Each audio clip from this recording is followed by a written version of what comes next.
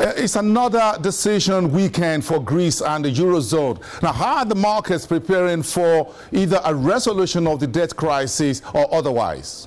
Well, if you take a look at how the markets have been reacting, especially today, this Friday, we have seen some intense gains in almost every major European stock exchange. Here in Frankfurt, of course, in the DAX, we've seen gains of more than 2%, which is significant. We also saw some intense gains at the Euro Stoxx index, and even in London, the FTSE has been gaining more than 1%, even though it's not part of the Eurozone. So this is good on the one hand. On the other hand, it is risky because we know that investors seem to be taking a deal on the Greek crisis for granted. And if we have learned anything during this crisis, is that you should not take anything for granted.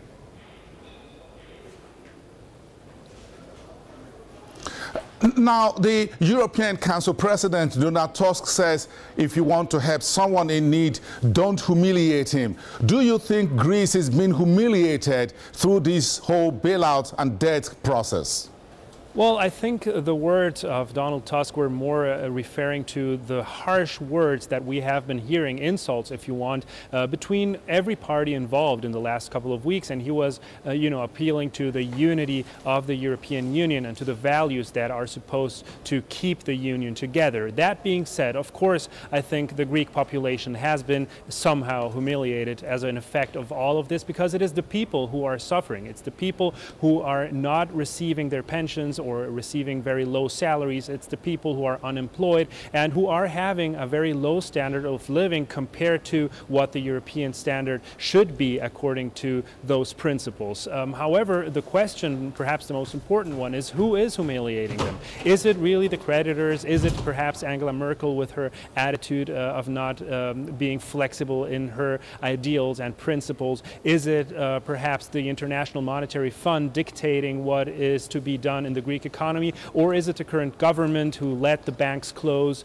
who deteriorated the economy in the last couple of months, or the governments before who made Greece get to this whole crisis situation in the first place? So it is really a question that everyone has to answer for themselves.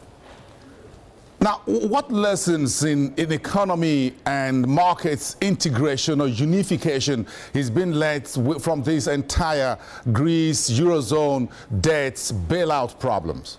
Well, I think there will be many lessons learned after this, even though we still have to see how the outcome is going to be. We will learn that in the next session of the EU leaders coming on either Saturday or Sunday. We don't know when the end is going to be or if that's going to be the true end. However, I think we have to point out two things here. On the one hand, perhaps one of the most important lessons is that you cannot mix water and oil. You cannot get two economies that are miles apart and pretend that they can perform in the exact same way. That is one very important lesson. And the other one, which is perhaps more important, is that you cannot solve economic problems with political solutions. And that is what we have been observing here. One time and one time again, the politics have been imposed over the economic sense. Numbers cannot lie. And that's why you should take a little bit more consideration on how the economy is developing before you put politics in the first place. The question is, if politicians can learn that lesson, I really don't think they can. Oh, Javier, we thank you very much for your time today. Javier Arguedas from DW-TV, the Frankfurt Stock Exchange in Frankfurt, Germany. Thank you very much.